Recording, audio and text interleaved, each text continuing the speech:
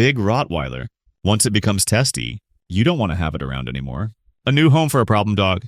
You were selling a Rottweiler. She had become disobedient toward my wife. A little aggressive. Yes. And the buyer? The defendant comes to you and says, I'll give you $300 for the dog. Kept him a duck. Did he explain to you he was selling the dog because it had become aggressive? No, not like that. I couldn't even get in contact with him anymore. Judge Judy, you are about to enter the courtroom of Judge Judith Scheindlin. This is Judge Judy. Philip Taylor is suing Dwayne Gray for the value of 2 Rottweiler puppies. Order. All rise. This case number 131 on the calendar. The matter of Taylor versus Gray. Thank you. You're welcome. Judge, parties have been sworn in. You may be seated. Mr. Taylor, you were selling a Rottweiler. That's correct. Rottweiler that was 18 months old. A year and a half old. A Rottweiler for which you had no papers. Correct. Who did you buy the dog from? I bought the dog from one of my wife's classmates. And he had no papers for that dog because the one or both of the parents didn't have papers. We're not registered with the American Kennel Club. That's correct. Okay, so you have actually no idea whether they're purebred Rottweilers or not, because there were no papers to prove that. Correct. Good. So did you buy the dog as a puppy? Yes. Why were you selling it? I was selling Ebony because... Don't look over there. Okay. Why were you selling... You bought the dog as a puppy? Yes. By the way, how much did you or your wife pay for the dog? We paid $400 for Ebony. Is that your only dog? Yes. Now tell me why you were selling it. We were selling Ebony because she had become disobedient toward my wife. A little aggressive? Yes. So you were selling an aggressive dog. I'm just following this. So, Mr. Taylor, there's a reason for this. So you were selling a dog for which you paid $400 as a puppy. And as we all know, puppies are a more valuable commodity than adult dogs because people want puppies so that they can train them themselves. Isn't that sort of a natural thing? Especially if you're going to buy a puppy, a dog, rather than rescue a dog. You get a puppy. So now, a year and a half later, you're selling a dog that you paid $400 for that has become aggressive. And you're selling the dog and you wanted, according to you, $800 for the dog. So twice as much as what you paid for it. Now it's been devalued as a result of 2 things. Its age and the fact that it has become so aggressive towards your wife. Because most of the time, if you have a puppy, even if it becomes a little bit testy, you say, oh, but it's my testy and I love it. A big Rottweiler. Once it becomes testy, you don't want to have it around anymore. So you were selling this dog and you wanted twice as much money. The defendant comes to you and says, you know what? I like the dog. I breed dogs. I'll give you $300 for the dog. That's what he offered you for the dog. According to you, you said, I'm not going to take that. According to you, you say, he said to you, well, I'll give you $300 and I'll give you 2 puppies from a litter. And the pick of litter from the first litter that they had, because I'm going to breed Ebony, your dog, with my Rottweiler. And that's what this case is about. You're suing him for $1, $600 for a dog that you paid $400 for. That was aggressive. And he says, no way. I gave him $300 for the dog and offered him a puppy from the next litter. If he wanted a puppy from the next litter, so you actually bred the dogs, which I think is probably a stupid thing to do. Because if you have a dog, did he explain to you he was selling the dog because it had become aggressive? No, not like that. Is it an aggressive dog? No, ma'am, not. So it was just aggressive in their home? Exactly. So the dog clearly, maybe it's a female dog. So maybe it liked him. Didn't like the competition of the wife. You never know. You know, dogs are like people. Yeah, they really are like people. But the dog is fine in your home. It was fine in my home. Yes, Mom. Great. So you bred the 2 dogs, even though one didn't have papers and yours did. Yes, ma'am. Yeah. I know. Because then you have to sell those puppies without papers. Right. By the way, why would you do that? Well, it's a hobby of mine. Okay. So how much did you sell the 7 puppy or whatever number of puppies that you actually sold? How much did you sell them for? Well, what happened was I didn't even get a chance to sell them because during the time of all this with Mr. Taylor, my mother had cancer and she took sick. So I had to alleviate anything that was, at the time that was in the way of that. So what I did was I did sell my full-blooded Rottweiler for only $200. And because they're older and I gave away, it was a package deal. It was a deal that I had to the guy that bought him. He lived in Waco. I sold on Craigslist. And after that, he took and I'm like, he knew what was going on with me. So he took the dogs to his home and he only gave me $200. And I only saw 1 puppy. And the rest of my end up having to give away to friends and relatives and neighbors that was around me. Well, if you gave them away. Mr. Gray, why didn't you give 2 to the plaintiff? I couldn't even get in contact with him anymore. He got upset with me because I wouldn't. The first he changed? I mean, his kind of just don't change. Just a second. You had promised him, according to you, 1 puppy from the list. Yes, ma'am. When was the little born? The little was born in January. And when did you notify him in January? We stayed in contact with each other. I never went away from him, anything like that. So you notified him in January? Yes, ma'am. Okay. And I want you to tell me what you offered him in January. In February, because they were still going. In February, I told him because he was so nonchalant about it. I didn't think he wanted the puppy anymore. I said, well, you can just still come get a puppy if you want. You can come get a female puppy. And that's when his counting has changed. What did he want? He wanted 2 puppies. I was like, that's nonsense. We didn't agree to that. I mean, I would agree, but I have my mind. I didn't agree to that. Okay, so you do acknowledge the fact that you owe him 1 puppy. You owe him 1 puppy from this litter. Yes, ma'am. Okay, now, I want you to tell me, Mr. Taylor, where does that come to $1? 6 nut. So first of all, Ebony, just tell me where 2 puppies comes to $1. 600 is my question. Ebony comes from a good bloodline. She's very healthy. Her mom was very healthy. So there's value in her history. There's no value in her history. She's not an AKC registered puppy. And you paid $400 for her. I want you to tell me where $1. 600 comes from, again, even just a second. Even if I would believe your story that he paid you $300 for Ebony and promised you 2 puppies, I still want you to tell me. If I believe that where you get $1, 600 from Ebony, I had a lot of time and money invested in Ebony. Ebony was very healthy, and I was working on getting her service dog certification, which she would have had a certification. Are you out of your mind? Mr. Taylor, no, I'm not. Ma'am, you just told me that you were getting rid of the dog because the dog had become aggressive towards your wife. And you want to get this dog certified as a service dog for somebody who is incapacitated. What are you out of your mind? She was not aggressive towards my wife. She was disobedient. Yeah. Okay. Great. Keep moving. So, keep moving. I'm not buying. So keep moving. Come up with a better story. Judge Judy continues in a moment. Where do you get $1? 600 from. You paid $400 for your dog that you subsequently sold for $300. As far as I'm concerned, that was a dog that you put an ad and say, I'm looking for a good home for my 18-month-old Rottweiler. And later today, you say she was hired to be your publicist. Correct? How much were you going to pay her? We weren't. This was totally a pro bono. That's not pro bono. No. Listen to me. I don't believe you. Real cases. Real people. Judge Judy. Philip Taylor says Dwayne Gray owes for the value of 2 Rottweiler puppies. Now, where do you get $1? 600 from Rottweilers? Bring that price mail for puppies. Okay. You paid $400 for your dog. Yes. That you subsequently sold for $300. That's a difference of $100. That's my rudimentary math. Right? Yes, ma'am. So your dog was devalued. Far as I'm concerned, that was a dog that you put an ad and say, I'm looking for a good home for my 18-month-old Rottweiler.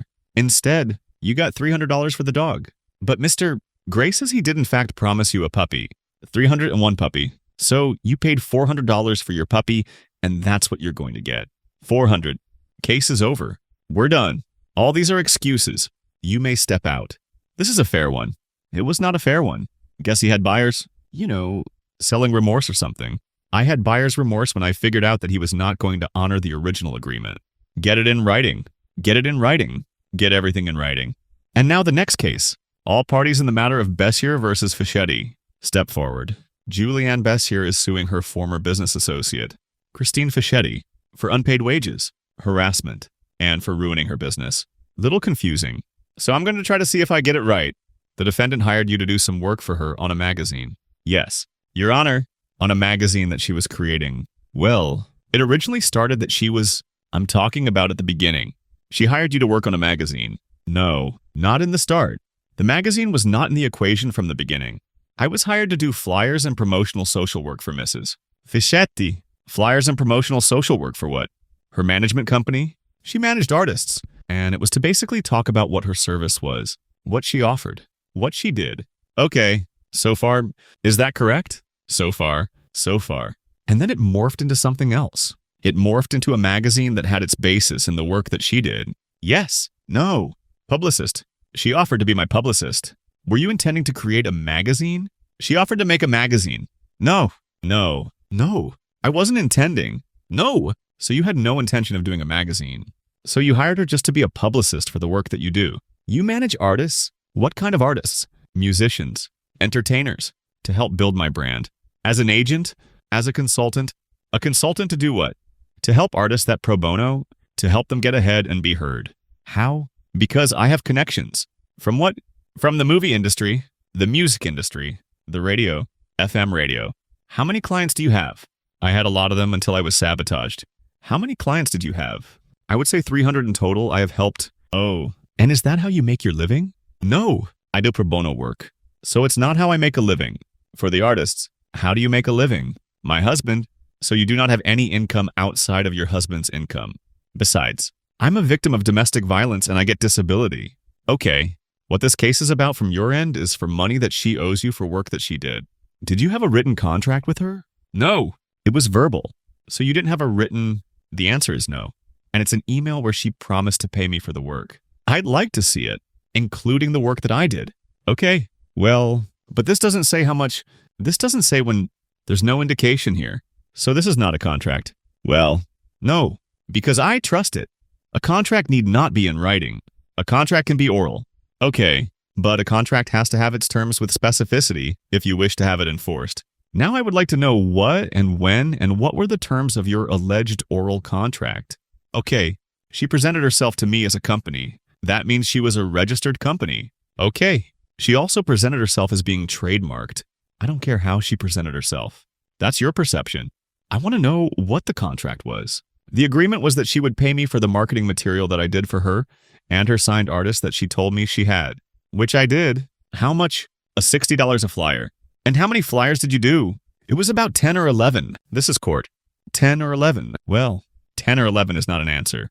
Tets. So that's $600. Did she pay you any of that money? No. Okay. She always had an excuse why she didn't. Just a second. That's the work you're talking about. Yes. Okay. You say she was hired to be your publicist. Correct. How much were you going to pay her? We weren't. This was totally a pro bono. That's not pro bono. No. No. No. No. No. Listen to me. I've seen this from the beginning. Listen to me. I don't believe you. Okay. I don't believe you. Well, if I'm not making any money, how would I pay her? Just a second. That would be your problem. She reached out to you and she's a stranger, and you may have this interest in the music industry and don't have to be employed because somebody else supports, because your husband supports you and you get disability. That has nothing to do with her. So if you tell me, if you want me to believe I do, Your Honor, do you? Then you owe her $600. I don't believe you. Judge Judy continues in a moment. She's on there with a group of people telling them about how I'm wanted by the FBI for identity theft. Where did you get that information? I have no idea who wrote that. I do know that my emails were looped back and forth to her own. She's not listening to you. Real cases. Real people. Judge Judy. Julianne Bashir says former business associate Christine Fischetti owes for unpaid wages, harassment, and for ruining her business. Christine is countersuing for identity theft and harassment. Okay, money owed for unpaid wages. That takes care of that part of your lawsuit. Correct. Great. Maliciously ruining a business and punitive damages for harassment and threats to the family. All right. Did you ever file for a protective order against her? Yes, I did. I'd like to see a copy of that. This is sort of useless. Did you have a hearing? Every time I went, she hadn't been served for whatever reason. Okay. Would you return this to her? Please. Now I want you to tell me about the malicious ruining of your business. What business? I started a magazine on my own well after I had quit talking to Mrs. Fischetti. A magazine about what? Any artist, whether it be producers, actresses, songwriters, musicians. Okay, you know, this started around the end of last year. The beginning of this year, yes. In the year 2014, what kind of work did you do?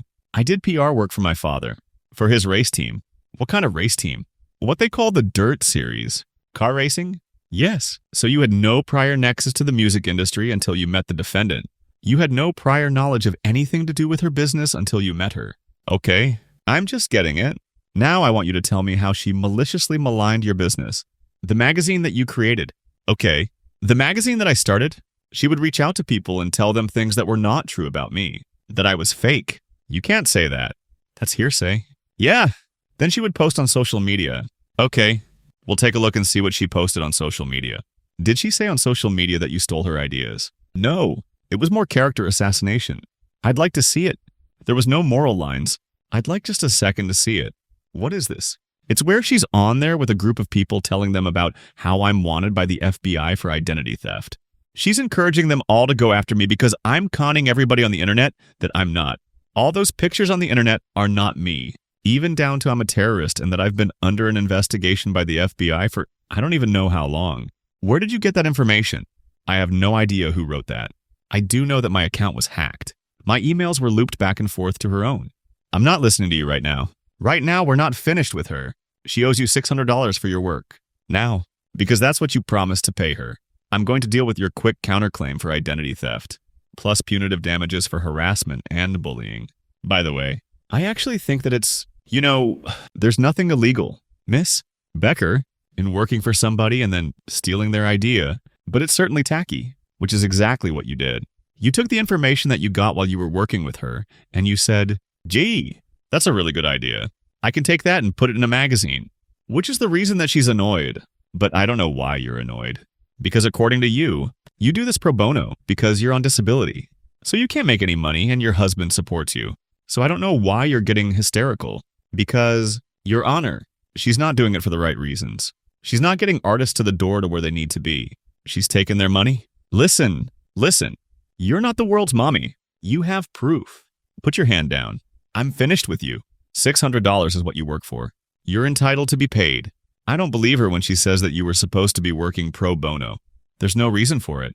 You may have been skulking around the internet to try to find a project, but you're entitled to be paid. And I believe you when you say you had an arrangement that she was going to pay you and she didn't. You have a counterclaim. Money owed for identity theft plus punitive damage. Harassment and bullying. Give me the worst example of bullying. The worst? Here you go. Judgment for the plaintiff in the amount of $600. The counterclaim is dismissed. We're done. My Judge Judy may step out. Judge Judy continues in a moment.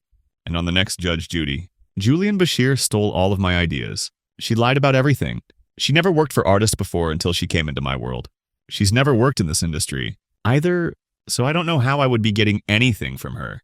She's deframing me. She's posted everywhere that me and my family are terrorists. Leave me alone. The biggest mistake. It was the biggest mistake I ever made. Meeting someone on LinkedIn and trusting them. There's no limits to where she wouldn't go.